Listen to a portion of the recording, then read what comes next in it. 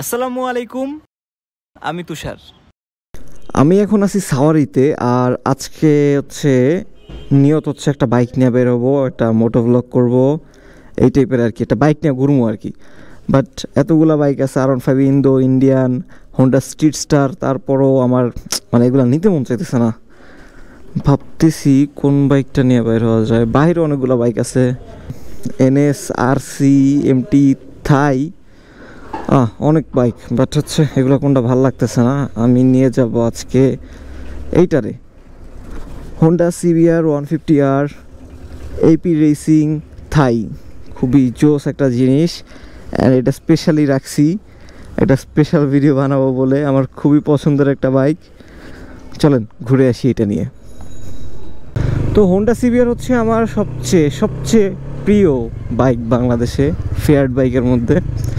আর naked বাইকের মধ্যে আমি বলছি স্ট্রিট স্টার, অ্যান্ড আরেকটা আছে যেটার ভিডিও সামনে আসবে। বাট ফেয়ার্ড বাইকের মধ্যে আমার সবচেয়ে পছন্দ CBR ইন্দো আর কি। বাট থাইটা CBR থাই বলতে আমরা বুঝি আগের CBRটা, পুরাতন CBRটা, যেই মোটা ছিল, পুরান আমলের 15, 16, 17 সালের মনে হয়, সেই CBR থাইটা। বাট এই CBR থাইটা 2019 সালের, এটা 2019-এর।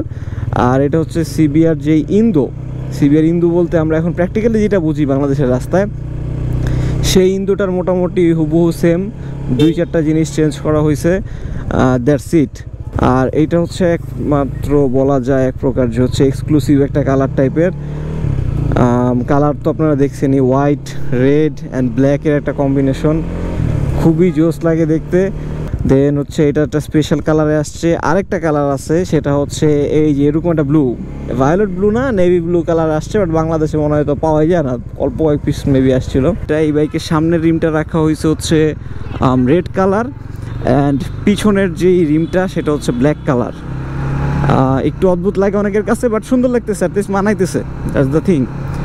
আর এই বাইকটা নিয়ে আমি খুবই এক্সাইটেড ছিলাম। এই বাইকটা সাওয়ারিতে ফার্স্ট টাইম আসছে, এর আগে আনি নাই, ডর করে আনি নাই, পাইছি কয়েকবার, বাট ভয় করে আনি নাই যে যাবে কি যাবে না, সেল হবে কি সেল হবে না, দ্যাটস ওয়াই। বাট এইবার সাহস করে আনলাম, অ্যান্ড আমার খুবই ইচ্ছা ছিল এই বাইকটা নিয়ে একটা ভিডিও করার, অ্যান্ড ভিডিওটা করতেছি ফাইনালি। বাট এটা কোনো ফার্স্ট ইমপ্রেশন রাইড রিভিউ টাইপের না, আমার খুবই পছন্দের, আছে না মনের গভীর থেকে পছন্দের বাইক, তার মধ্যে এই CBR থাই AP রেসিং এইটা একটা। তাই আমি ভিডিওটা করা আর কি, আপনাদের সাথে আমার সবচেয়ে ক্লোজেস্ট টু মাই হার্ট এমন একটা বাইকের পরিচয় করায় দিই। চান্স যেহেতু পাইছি, একটু রাইড করি, আপনাদের দেখাই। অ্যান্ড আই থিঙ্ক আমার মতো অনেক CBR পাগলা আছে, আমাদের ইমনও কিন্তু CBR খুব পছন্দ করে, অনেক CBR পাগলা আছে, তারাও বলবে যে এই AP রেসিং থাইটা অনেক জোস। তো কালকে ইমন আর তানবির আসছিল, ওরা দুইটাও এই বাইক টান দিয়া খুব ফ্যান হয়ে গেছে। নাফিসও চালাইছে, মারাত্মক ভাই। যদি টাকা থাকে, একটু এক্সট্রা টাকা থাকে, তাহলে CBR ইন্দোর বদলে CBR থাই নেওয়া উচিত। কারণ এই জিনিসটা এত ইউনিক, কিছু মানুষ আছে যে ইউনিকনেসের জন্য অনেক টাকা পে করতে রাজি, তাদের জন্য এটা। বাট এটাকে CBR থাই হিসাবে না ধরে অ্যাজ এ বাইক আমি কি ফিল পাইতেছি, আমার মোটামুটি প্রথম দিকের রাইডে গিয়ারটা খুবই স্মুথ, অ্যাজ ইউজুয়াল হোন্ডার গাড়ির গিয়ার স্মুথই থাকে।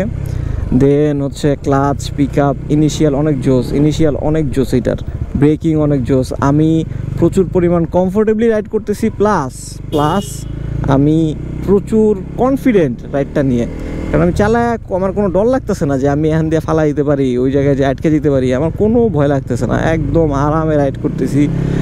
আর যারা গাড়ি সোজা চালায় অভ্যস্ত আমার মতো, কোনায় শোয়াই দেয় না, তারাও ওইটা নিয়ে শোয়াই দিবে, এমন কনফিডেন্স পাওয়া যাচ্ছে গাড়িটা থেকে। A few moments later. আরে শোয়াইতে পারলাম না, পানি। আচ্ছা, সামনে আরও কিছু শোয়ানো জায়গা খুঁজি। বাট এটা কর্নারিং করে খুবই কনফিডেন্ট পাওয়া যায়, অ্যান্ড খুবই মজা। ইঞ্জিন ইনফোর ব্যাপারে এইটার পাওয়ার দেখলাম 17.1 PS, 9000 RPM খুব সম্ভবত, আর টর্ক 14.4। তো এটা CBR ইন্দোর মোটামুটি সেমই মনে হয় আমার যতখানি মনে হচ্ছে, আমি যতখানি জানি আর কি। আর 4 valve single cylinder DOHC engine, liquid cooled. ওই তো CBR ইন্দোর ব্যাপারে সবাই জানেন, ওইটার সেম জিনিসই আর কি, 19-20 এমন টাইপের। তো ইঞ্জিন পাওয়ার সিমিলার হইলেও অনেকে বলে, যেটা আমি পার্সোনালি জানি না ভাই, আমি নুব মানুষ, যে অনেকে বলে থাই ইঞ্জিনের রিফাইনমেন্ট বেশি, ইন্দোর থেকে থাই ইঞ্জিনের রিফাইনমেন্ট বেশি বলে। দ্যাটস ওয়াই মনে হয় এইটা একটু বেশি ভাগে আমার কাছে মনে হয়েছে যে ইন্দো সিভিয়ারের থেকে। আর টপেও হচ্ছে এইটা সামান্য বেশি হওয়ার কথা, এইটা 145+ চলে যাইতে পারে, বাট ইন্দো সিভিয়ারটা অতখানি পুশ করা একটু টাফ হয়ে যায়। 140 পর্যন্ত আর কি ওইটার লিমিট বলা যায়। আমি যতখানি জানি, অনেকে দাবি করবে যে 150-60 উঠে ফেলছে, এরকম সব বাইকের ক্ষেত্রেই দাবি আসে, বাট কতখানি রিয়েল আমি জানি না। আমার যতখানি ক্ষুদ্র ধারণা, যে এইসব আমি যতখানি জানি আর কি, ততখানির মধ্যেই বললাম। আর আপনারা এটার এক্সস্টের সাউন্ড শুনতেছেন কি না I have no idea, but এটার এক্সস্ট নোট এত জোস, সিভিয়ার ইন্দোর মতোই এটার এক্সস্ট বাইরের থেকে দেখা যায়, ইন্দোর মতোই দেখা যায়, বাট হচ্ছে ভিতরে এক না, ভিতরে পার্থক্য আছে। অ্যান্ড এটার এক্সস্টটা অনেক বেশি গম গম গম গম করে, যেমন স্ট্রিট স্টারটা আছে না এক্সমোশনের এক্সস্টের মতন এটার এক্সস্টটা ওইরকম, মানে ফাটার মতন এক ধরনের সাউন্ড, মোটা। ভিতরের এক্সস্ট যে পাইপিংটা আছে, পাইপিং হচ্ছে সিভিয়ার ইন্দোরটা থেকে মোটা, এই জন্য সিভিয়ার ইন্দোর থেকে এক্সস্টের সাউন্ড বেটার এটার। আর মাইলেজের ব্যাপারে এই বাইকের মাইলেজ ভালো, সিটির মধ্যে 40 অ্যারাউন্ড পেয়ে যাবেন, আর লংয়ে গেলে তো 45+ ইনশাআল্লাহ।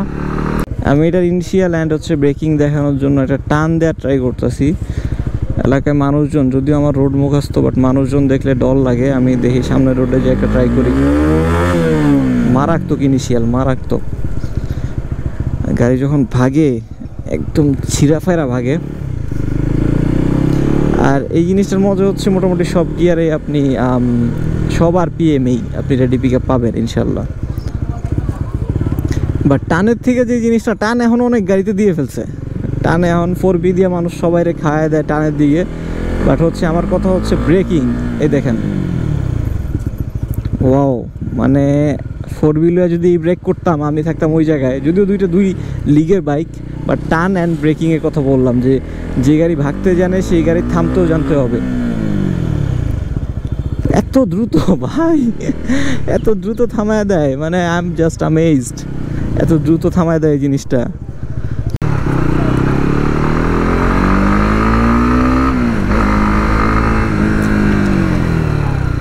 ও ও ও অনেক জোস। আমার মাত্র, আমি ভিডিও দেখছেন কিনা জানি না, সামনের ব্রেকের লিভার বাড়ি দিছে, মানে ABS অ্যাক্টিভ হয়ে গেছে। আমি বেশি হার্ড পুশ করে ফেলছিলাম। হ্যাঁ, সামনেটা আবার বাড়ি দিতেছে। অনেক জোস ভাই, এই গাড়িটাই না অনেক মজা। তো সিভিয়ারে যে প্রবলেমগুলো ছিল, হোন্ডার গাড়িতে যেই প্রবলেমগুলো, আমার স্ট্রিট স্টারের যে জীবনমুখী রিভিউ সেখানেও যে বলছিলাম, চেইনের সাউন্ডের ব্যাপারটা, চেইন লুজ হয়ে যায় ব্যাপারটা, এটা এখানেও আছে। মানে ইন্দোতে যা যা প্রবলেম, মোটামুটি এটাতেও সিমিলার প্রবলেম পাবেন। তো ওই প্রবলেমগুলো ইজিলি সলভ করা যায়, মোটামুটি ইন্দো ইউজারদের খুব একটা প্রবলেম হয় না। বাট সিভিয়ারের সবচেয়ে মজা, এত আরাম এই বাইকটা চালায়, সারাদিন চালাইলেও শরীর ব্যথা হবে না। আপনি সিটি বলেন, আপনি লং বলেন, সবখানে চালানোর জন্য পারফেক্ট একটা কম্বো প্যাকেজ টাইপের এটা। আর এই বাইকটা আমরা কিনছি হচ্ছে থেকে, ধানমন্ডি থেকে, একটা ছেলে থেকে কিনলাম, এক ভাই থেকে কিনলাম, ভাইয়ের নাম হচ্ছে অনিক। আর সিভিয়ার ইন্দো থাইয়ের পার্টসের ব্যাপারে আমি বলে নিই, যারা এটা নেবেন, যারা জানেন না, ম্যাক্সিমাম মানুষ জানে। এই জিনিস যদি আপনি মায়ের খাওয়ান, এই জিনিসের যদি কিটমিট ভেঙে যায়, আপনি একদম রাস্তার ফতুর হয়ে যাবেন। এত খরচ, অনেক কস্টলি, এই জন্য একটু বুঝে শুনে নেওয়া উচিত। তো টায়ারের ব্যাপারটা বলি, আমি প্রথমে শুনছিলাম, যখন এই বাইকটা চালাই নেই, শুনছিলাম যে এটা নাকি ডানলোপের টায়ার ইউজ করা হয়েছে। আমি তো খুশি হয়ে গেছিলাম, আচ্ছা ঠিক আছে, এই জন্যই দামটা বাড়ছে ইন্দো সিভিয়ার থেকে। বাট দেখি না, IRC টায়ারই, আগের সেম টায়ারই। আই থিঙ্ক যদি তারা ডানলোপ ইউজ করতো হোন্ডা স্ট্রিট স্টারের মতো, মানে এক্সমোশনের মতো, তাহলে অনেক বেটার হইতো। অ্যান্ড প্রাইসটা হচ্ছে মোটামুটি রিজনেবল দিকে যাইতো আর একটু। সিভিয়ার ইন্দো যে 2018 পর্যন্ত ছিল, ওগুলোয় মনে হয় রাউন্ড ডিস্ক ইউজ করা হইতো, আমি যতখানি খেয়াল করলাম। বাট এইটাই হচ্ছে প্যাটাল ডিস্ক ইউজ করা হয়েছে। 2019-এর সিভিয়ারও আমি দেখলাম যে প্যাটাল ডিস্কই। I really like this bike, আমার কাছে অনেক জোস লাগে। ও, ইন্ডিকেটর জ্বলছে। তো যেটা আমি একটা ফিচার পড়লাম একটা আর্টিকেলে, দ্যাট ইজ যখন ইমার্জেন্সি ব্রেকিং করবেন আপনি এই বাইকে থাই সিবিআরে এপি রেসিং অ্যান্ড সেটা যখন হচ্ছে এবিএস ভ্যারিয়েন্টে যখন ইমার্জেন্সি ব্রেকিং করবেন তখন হচ্ছে 4টা ইন্ডিকেটর নাকি একসাথে জ্বলে উঠবে। বাট আমি অনেকবার ট্রাই করছি, আমি একবারও হচ্ছে অ্যাক্টিভ করতে পারি নাই, ইন্ডিকেটরগুলো জ্বলতেছে না, আই ডোন্ট নো ওয়াই। তো প্রাইসের মধ্যে যে ইন্দো সিবিআর হচ্ছে 4,50,000, বাট এটা হচ্ছে 5,20,000, তো 70,000 টাকা ডিফারেন্স। তো এই 70,000 টাকা এক্সট্রা কেন পে করতেছি, এটা একটা কোশ্চেন। তো এটার মধ্যে কী কী চেঞ্জ দেওয়া হলো যেগুলোর কারণে 70,000 টাকার মতো একটা পার্থক্য গড়ে গেছে? যেখানে ইন্দো সিবিআর মোটামুটি সিমিলারই 19-20 এক্সপিরিয়েন্স দেয়, সেখানে 70 কি আসলেই 70,000 টাকা একটা বড় অ্যামাউন্ট। যে পার্থক্যগুলো আমি ইন্দো সিবিআর থেকে পাইছি সেগুলো কোনোটাই মেজর কিছু না, খুবই মাইনর জিনিস। যেমন হচ্ছে ডিজাইনের সামান্য চেঞ্জ অ্যান্ড হচ্ছে ইঞ্জিনের রিফাইনমেন্ট হয়তো বা একটু বেশি চালায় মজা। থাই সিবিআর চালায় মানে থাই প্রোডাক্ট কেন জানি ইন্দোর থেকে একটু বেটার লাগে সবাই বলে, আমি টুকটাক ফিল পাইছি, বাট অত এক্স্যাক্টলি ক্লেম করব না, অত স্ট্রংলি ক্লেম করবো না জিনিসটা। আর হচ্ছে যে টপে অল্প একটু বেশি, দেন আর কি থাকতে পারে,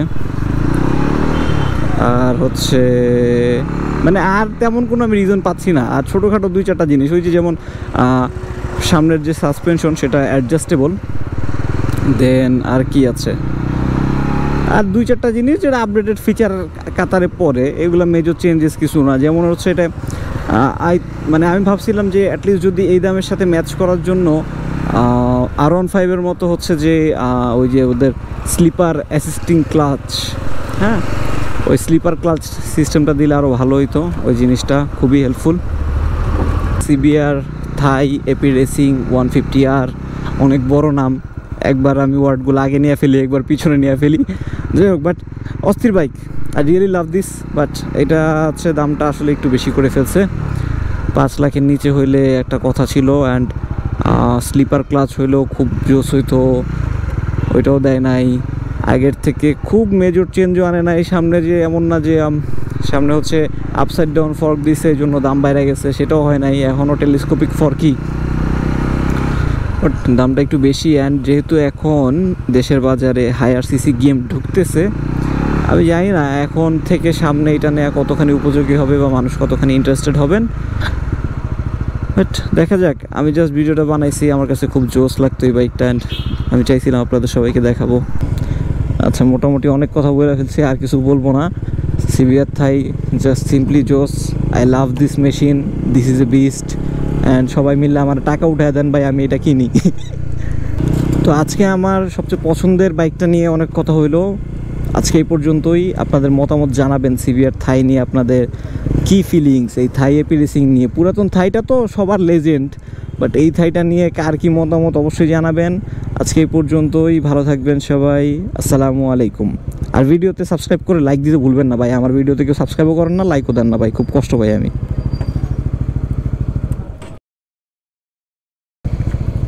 তো সিবিআর থাই এত জোস কেন, আর কুত্তাগুলো রাস্তার মাঝখানে শুয়ে থাকে কেন? জানি না।